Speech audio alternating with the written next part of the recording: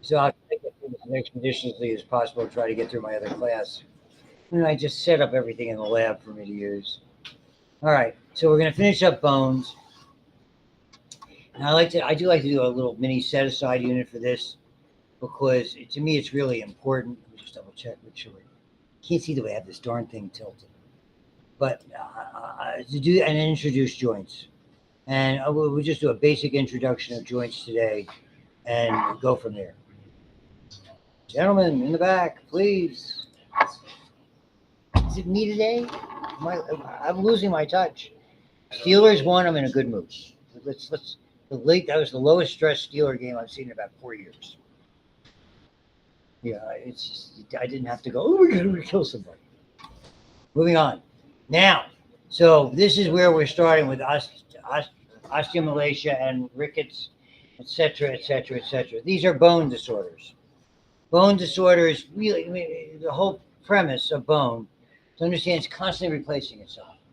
So if we don't have enough ingredients to replace itself, we're going to create with problems. And most of these are either an absence of proteins and vitamins and calcium and or other factors that influence it.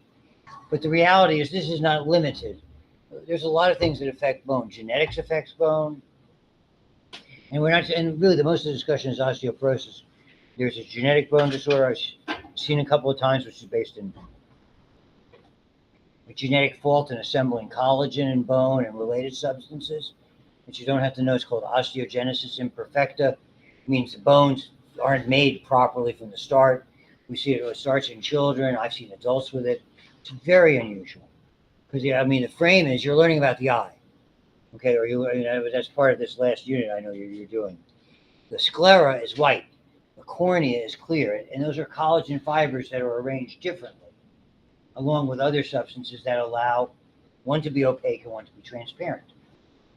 So, and the same thing. When it's funny, one of the tells for osteogenesis imperfecta, and you don't have to know any of that stuff, is just the sclera is blue. It has like a bluish cast. I mean, there's so many interesting things about that. And so, but this is not limited to. I'll just give you the ones that are most important. And so the frame is this. So osteomalacia and rickets are all about vitamin D and calcium. And it's rare that you would see them here in this country. You see it in war-torn, impoverished areas, natural disasters, all that bad stuff that happens in settled, advanced countries. We rarely see it. And I'll go over the reasons for it. Effectively, they are the same coin, but one occurs in adults and one occurs in children. Osteomalacia, malacia means softening.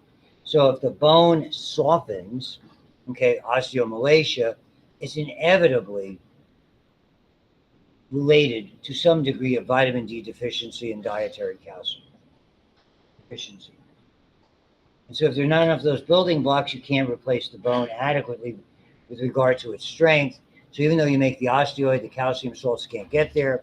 Soft bones, pain on weight bearing, makes sense. When we see it in children, we call it rickets. The difference is that in growing and developing bone, it prevents it from developing properly. So the bone elongates, and this is what you see, particularly in the knee area. Here's the tibia. The tibia, here's the growth plate. It widens from pressure. And the epiphysis, where you would normally see the top of the tibia, almost looks like a little ball. And you see this in developing children. It's very strange. It kind of looks like a trumpet or a horn, a horn instrument. Okay, that kind of an appearance. It's very, very distinctive. But what it manifests itself as, you see bowing of the legs with weight bearing. We very rarely see it today. This was something that was probably last seen to a large extent in this country during the Great Depression, which we're rapidly approaching almost 100 years ago. So the stock market crash was October of 29.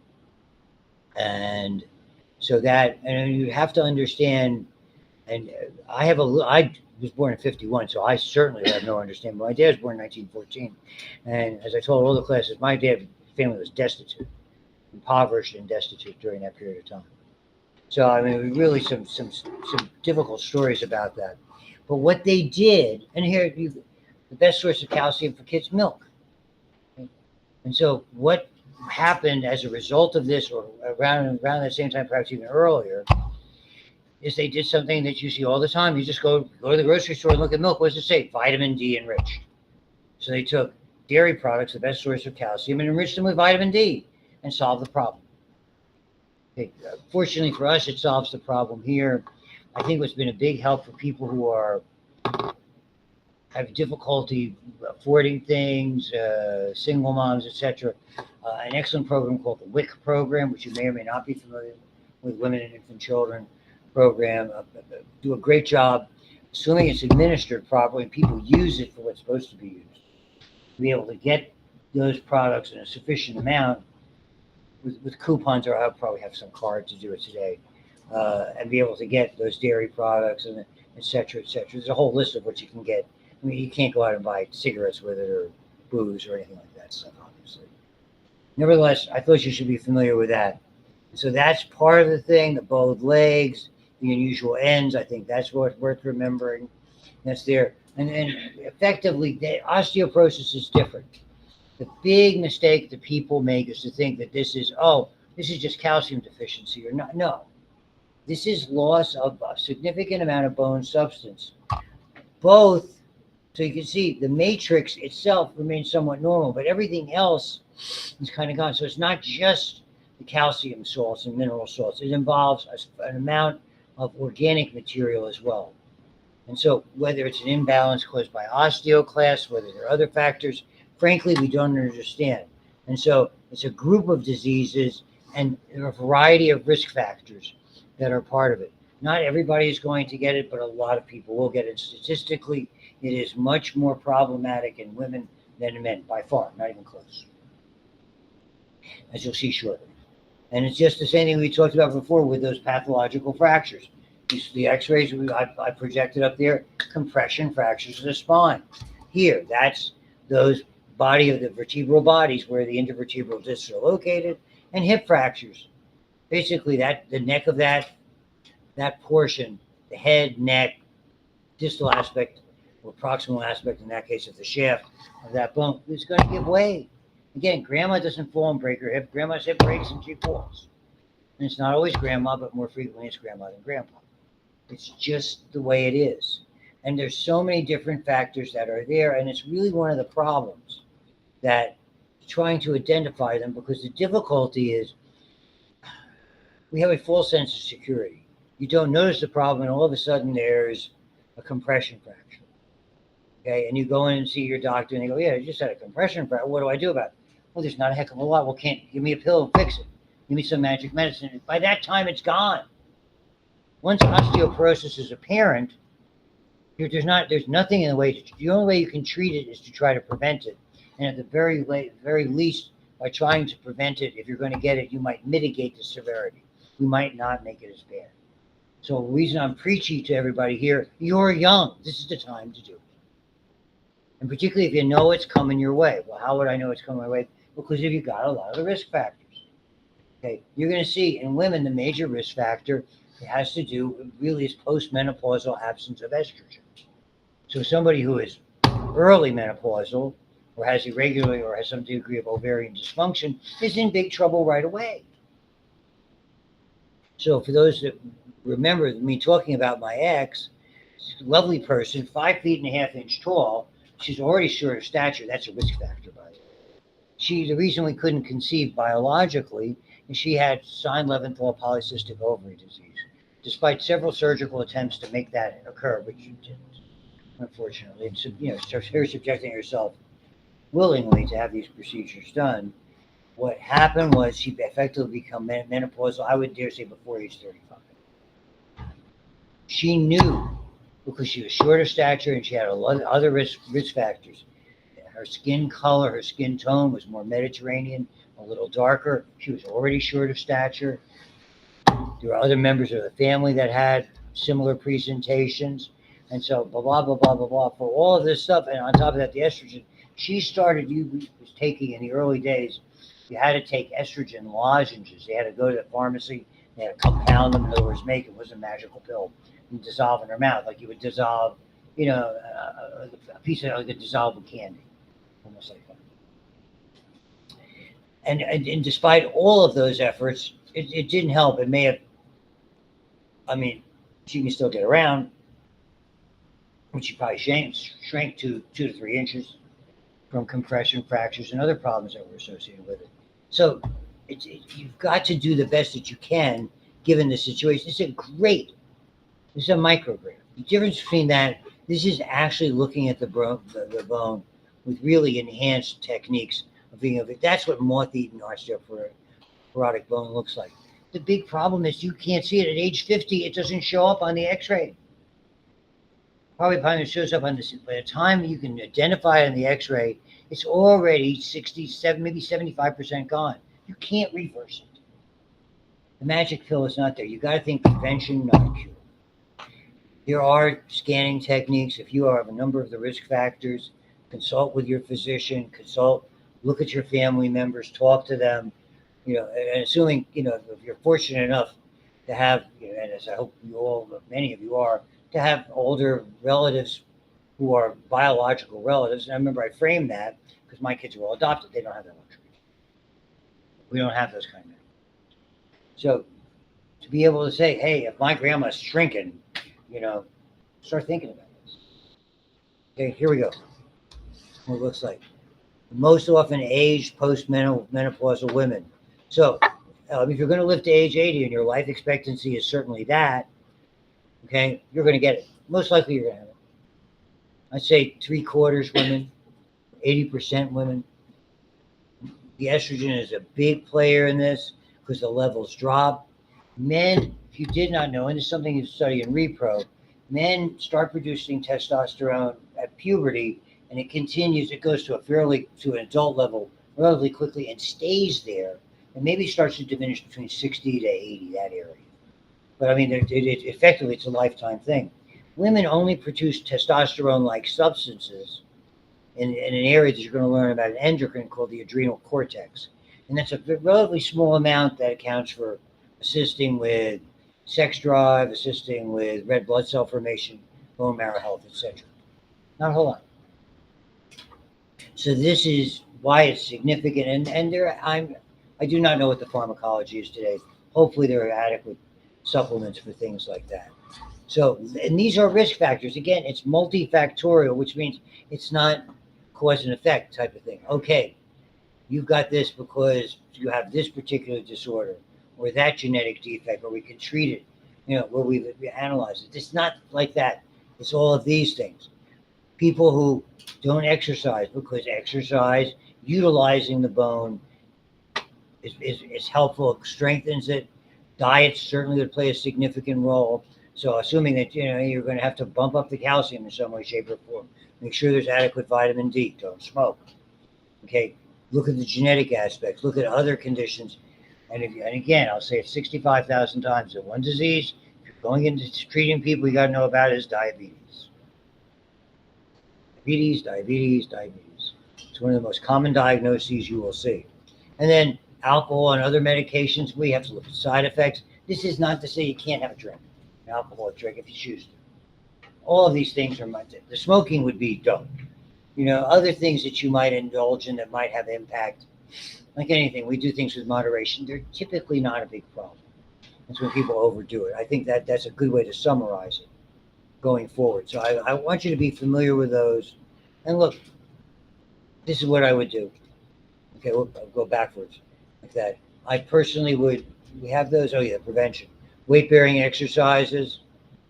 So what did she do? And despite knowing that it was a lost cause, even though it started in her 30s, she would out in the garden in the sun all the time. Like her idea of vacation was in the dirt in front of the house. I mean, that was a happy place. Great.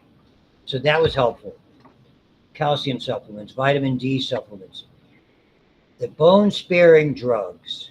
And this is where you might remember we talked about calcitonin, and you see this next slide where it says bisphosphonates for another diagnosis. Those are agents that have been around. What they do is they help the urine, I believe, I'm not sure, hold on to phosphate, and in that way it attracts more calcium. The trouble is they've been very difficult to tolerate. So I think they're still utilized. I just don't hear of them that much. And again, it's been 25 years since I've had patients where I've had to consult with their family doctor or their PCP about prescriptions and things like that. So the pharmacology may very well have changed significantly since then. That's the sermon for everybody. Please,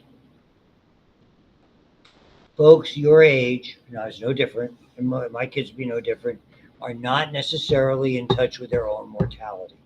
You don't think about, well, I'm only 20. What do I have to worry about what's going on when I'm 60 or 70? But you do. Okay? You should. Same easy as that. Paget's disease is an oddball. It's something you do run into. Think of it as we don't really understand what it is. Okay, it's as you can see, when it's an irregular ratio between the spongy and the compact or cortical bone. What we see are islands of dense bone and islands of appears to be osteoporosis, even though it's not the same thing. It's very odd. You only see it in adults, older, middle age, possible viral treatments. Not a big deal to remember. Point. Depending on, particularly in your own healthcare or in the fields you're in, you're going to hear about another Paget's disease. And I don't think it's the same doctor, but it's the same last name. You know, they use their own name. There's what's called Paget's disease of the nipple. It's a form of breast cancer of the nipple area. And it's more common than you think. My mom had it, and fortunately, it's what they call in situ, meaning when they biopsy it, they got the whole thing out. There was no evidence that it spread. Didn't have to do anything else. She didn't have to go through any treatment because she was, going off the charts. This is about when she was 65 or 70 years old when this happened. So just to let you know that the fact that you recognize a name from one diagnosis or one condition in a certain system, the names get used. We see repetitive names sometimes. I mean, a lot of last names are the same. So, check when you're reading a patient's diagnosis, if that's the field that you're in, look it up. So and that's what the Paget's disease looks like. And you can see that it's the bottom X-ray. It's just you just don't see that.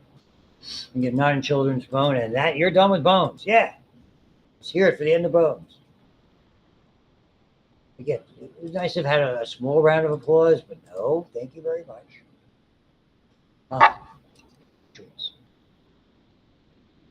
I never should say this because I know, I know many of you are at this very moment reviewing for tomorrow or Wednesday.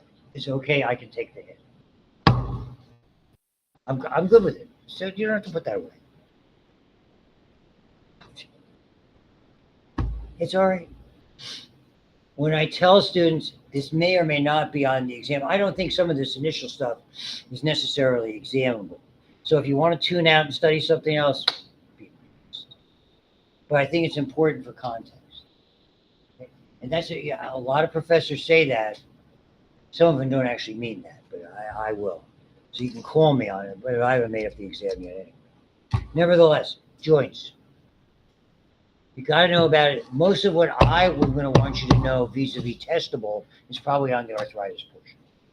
Okay, rather than because the lab should, and I realized the pitfall with the lab, this term would have had these definitions and things like that.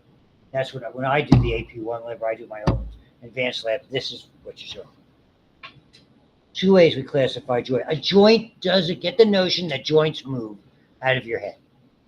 That's only a certain kind of a joint. Yes, it's the joint we study. Yes, it's the joint that arthritis is about. It does not mean that joints move. Joints are where bones come together. The fancy name is articulation. Okay, the bones in your skull, the sutures, that's a fibrous joint.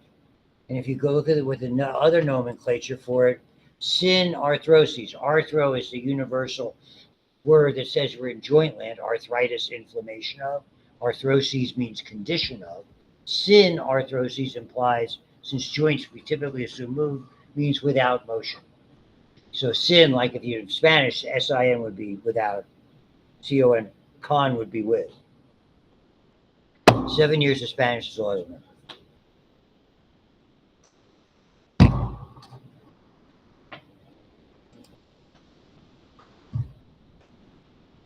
So these are joints that are called fibrous joints. Little collagen fibers. Oh, really? My wife sent me a link for Pennsylvania name change forms. Maybe I have to change my name. Oh, it's a great story. We have different last names. When you get married, when you're both, married to other people for 30 years, your credit cards, your bank account, all in your name. And so my sister, who was 80 last week, when we were married, it was 2 days before on San Diego, before my son, my eldest, got married. And we're sitting there, she said, we're going to take you out to dinner for your wedding. Okay, great, for your wedding. We're sitting there, my sister looks and goes, is there going to be a name change? And I looked at her, I said, no, I'm going to keep Stein. Her mouth dropped 4,000. So I was going to change to my wife's name.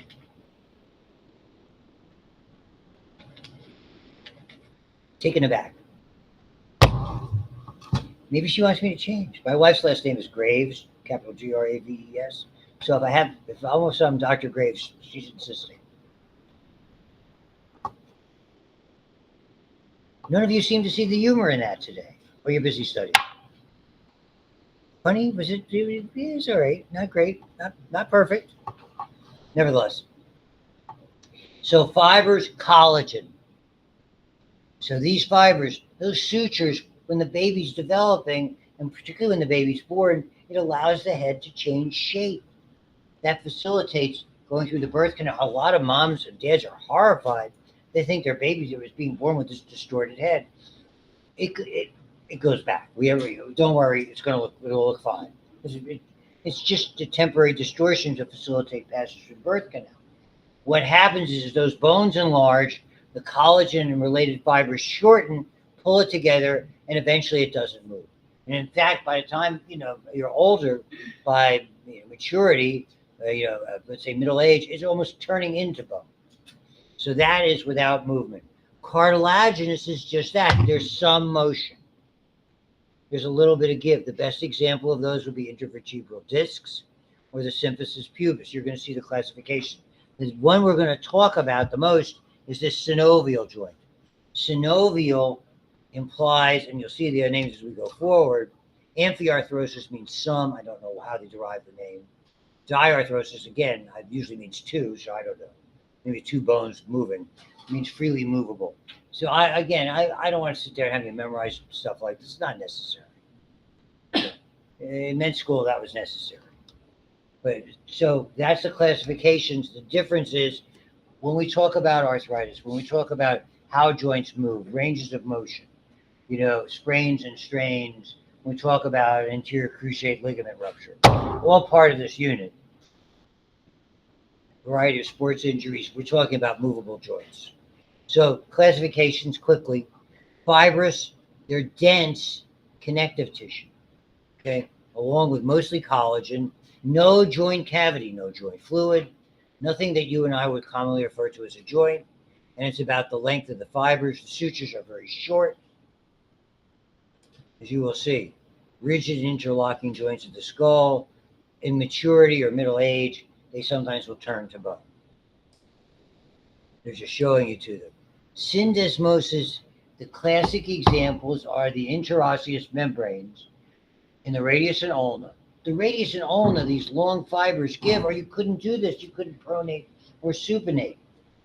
The tibia and fibula are not designed that way. That interosseous membrane, a lot of muscles take origin from it. It is sturdy. And at the very bottom of it is called the inferior tibiofibular joint.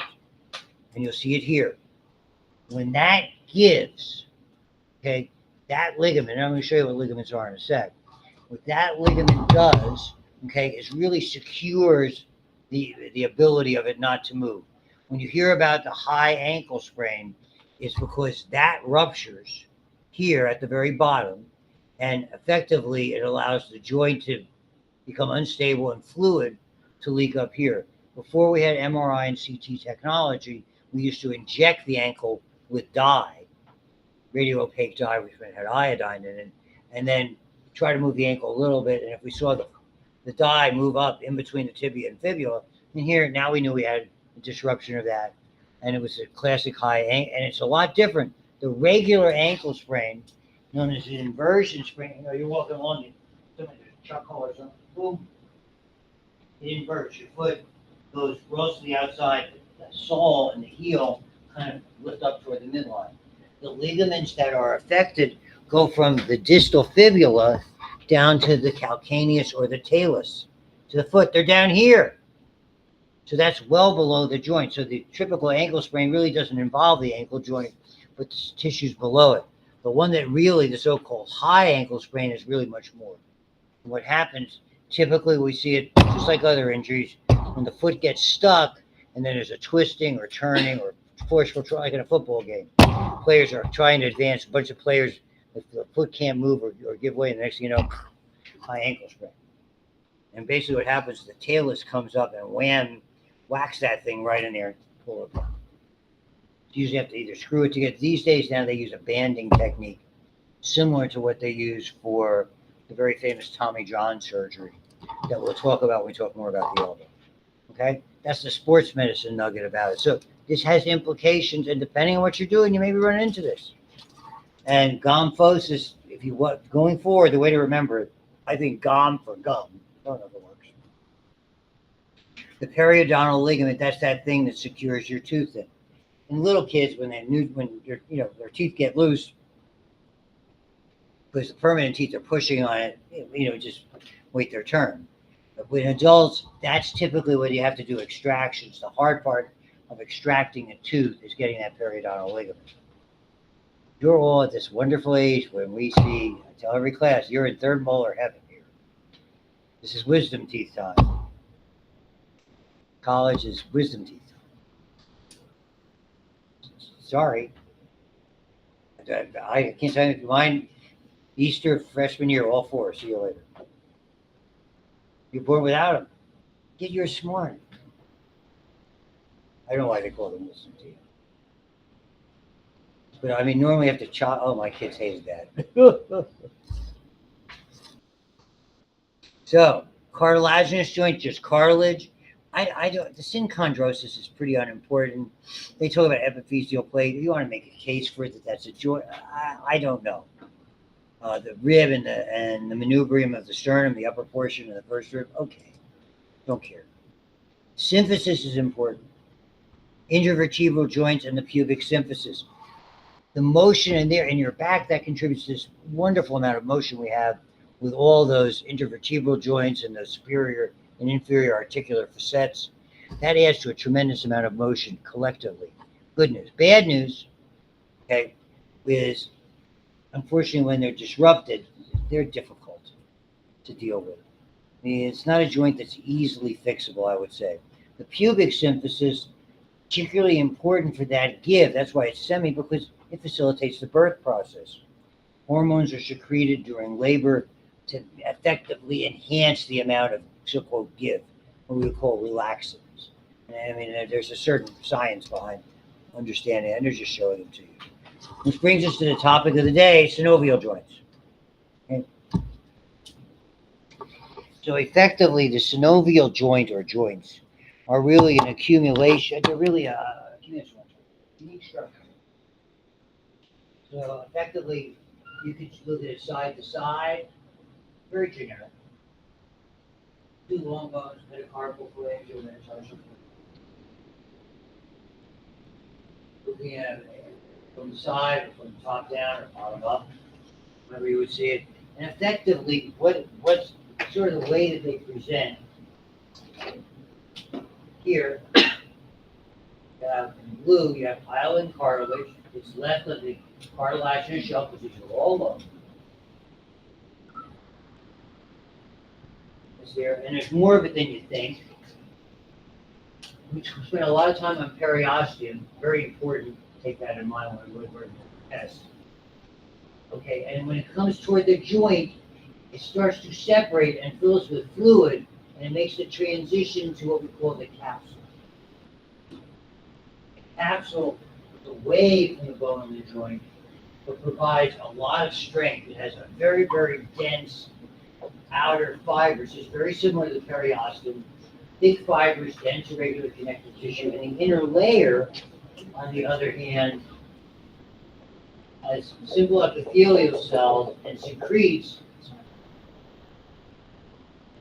It's called synovium. that secretes the synovial fluid. So that's what you see on both of these areas. It's really important. And what you see, what secures them from side to side are ligaments. Typically, ligaments run from side to side or top and bottom. Typically, anatomically, ligaments, these are called collateral ligaments, the ones on either street. You don't say medial and lateral unless we're specifically, like the knee, you have the medial collateral ligament, the lateral, same thing here. Here you might say medial and lateral, you say ulnar and radial. Sometimes you identify it based on the bone. So all of those names work. So collateral ligaments and sides ensure side-to-side stability. And they typically go, you might wonder with those epicondyles, they typically go from epicondyle to epicondyle. Sometimes they're part of the capsule. Sometimes they're actually right outside. There's almost a space between them and the capsule. And the last little nugget about the capsule is it's very neatly arranged. You can actually see a pleating pattern the way if you got fabric and you were sewing something together. When you look at really, well-tailored, clothing, which of course I don't love clothing. I wear the same stuff every day. It's okay. I wash it. Basically, you know how you line up the fibers and things like that? Your body does that. So you would have something that looks like this. Here's the joint. Okay? Like so. And you have the capsule. And you actually have the fibers in a pattern like this. And when we open up the joint to operate on it, we keep an eye on that pattern. So when you close it, you don't get something that you get when you take two pieces together and when they're off kilter or off center called a dog ear. And because it's the joint. It was like having this shirt and I missed a button. These are the old, you've seen that. If I have that one of those, tell me. The same thing if my shirt's inside out, tell me. My wife will laugh. It's me.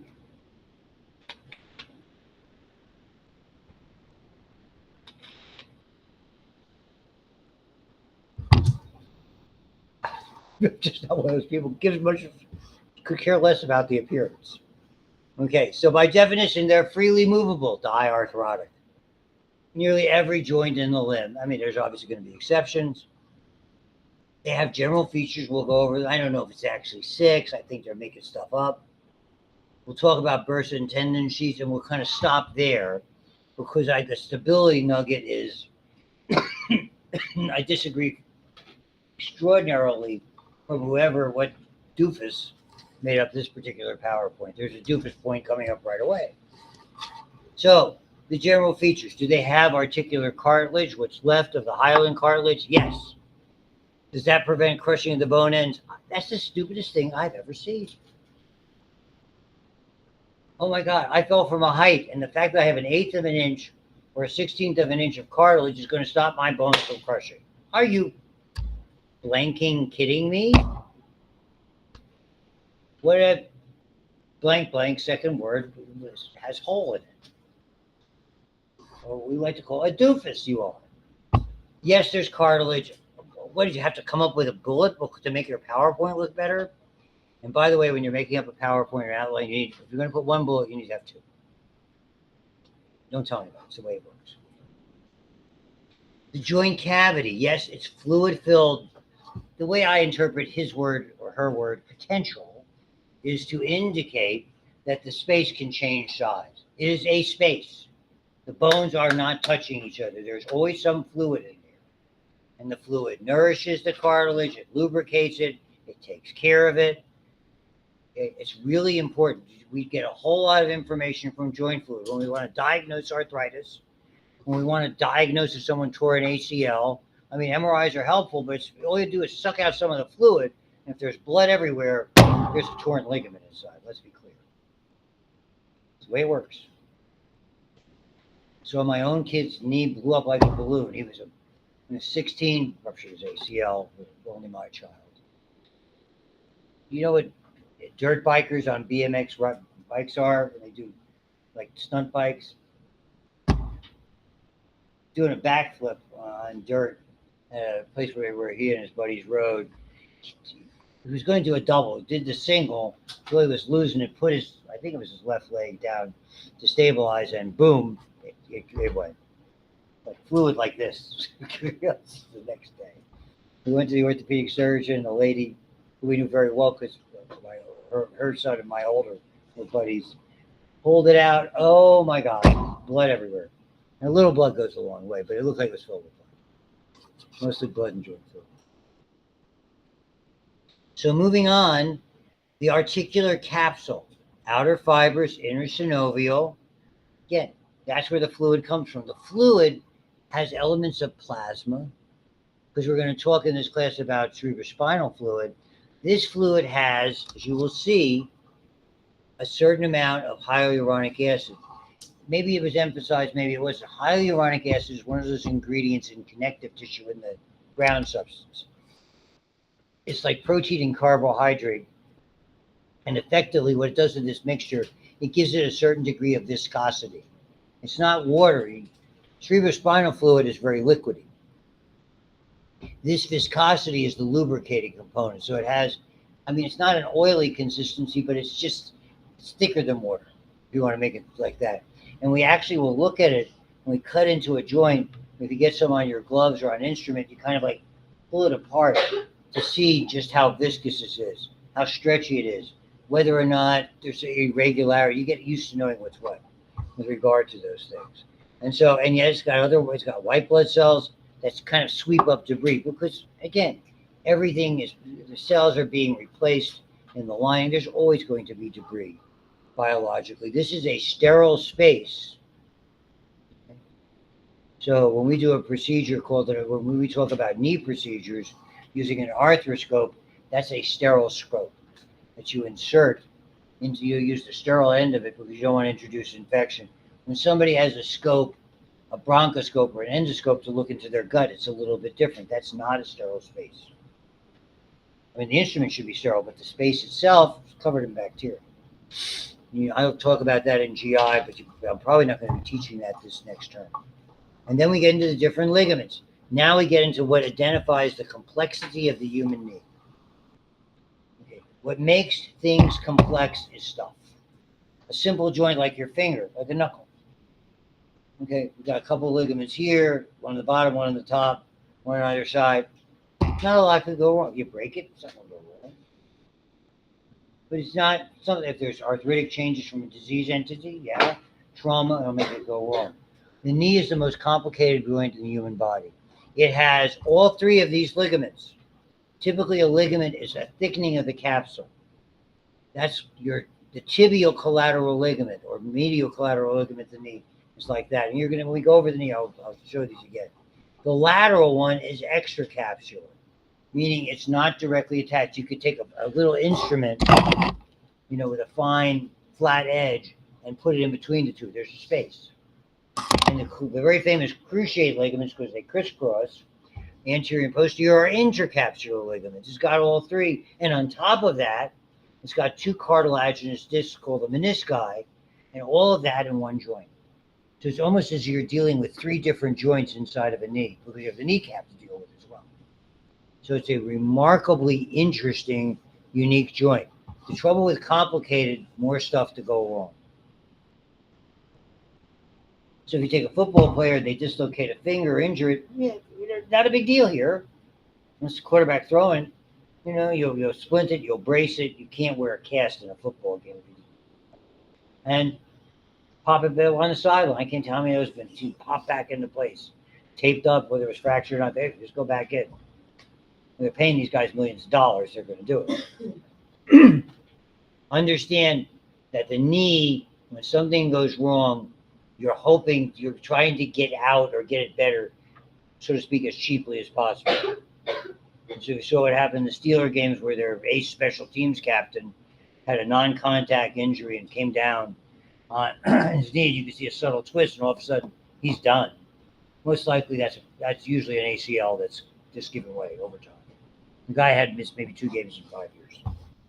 So moving on, that's the difference with ligaments. That's the reason you'll see down the road why injuries, which usually the medial portion, medial collateral ligament, the medial meniscus, which is the joint cartilage and the anterior cruciate ligament, because they're all kind of attached indirectly to one another. And yeah, there are nerves and blood vessels and blood supply that are there. This is what it looks like. It's bigger than you think. It's not. It follows the contours. This is the idea of that pleating. I go chapter and verse on accordion pleating. In the anatomical position, this is your joint. But what happens when you're using it?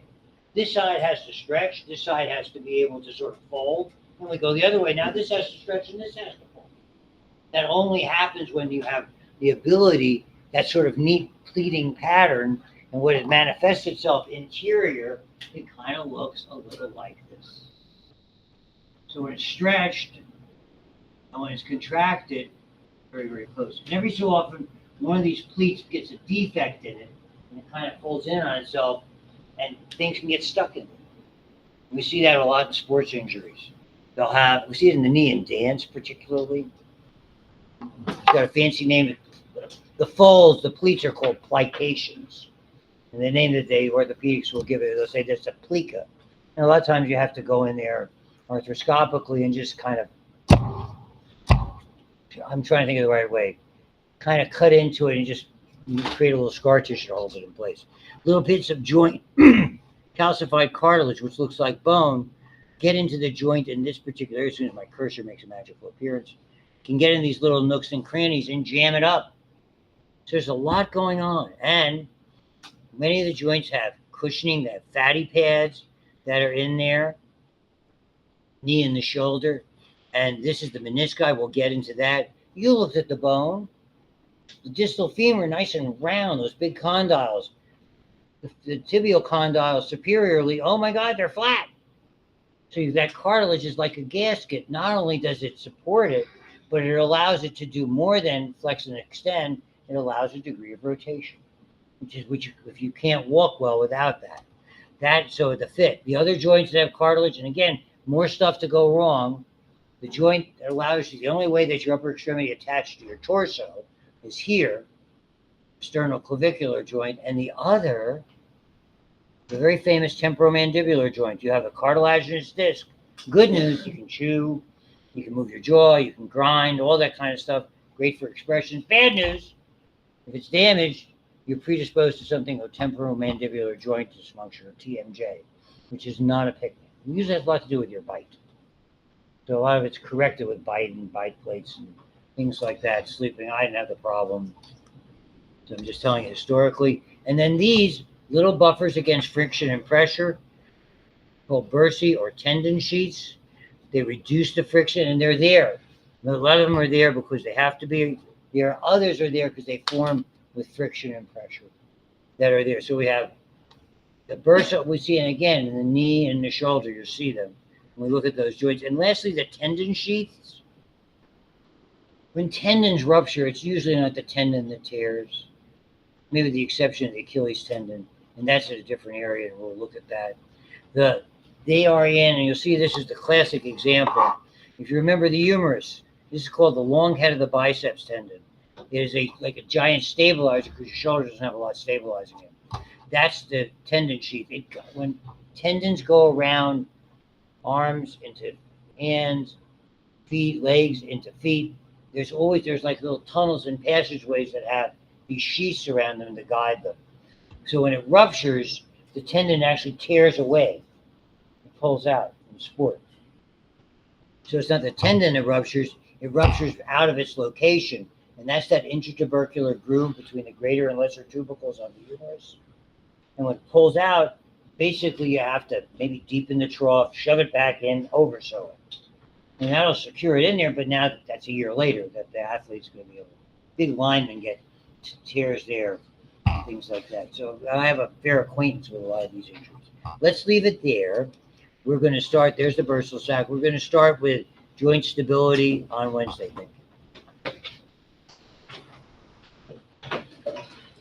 Good luck on your exam whenever you're having it.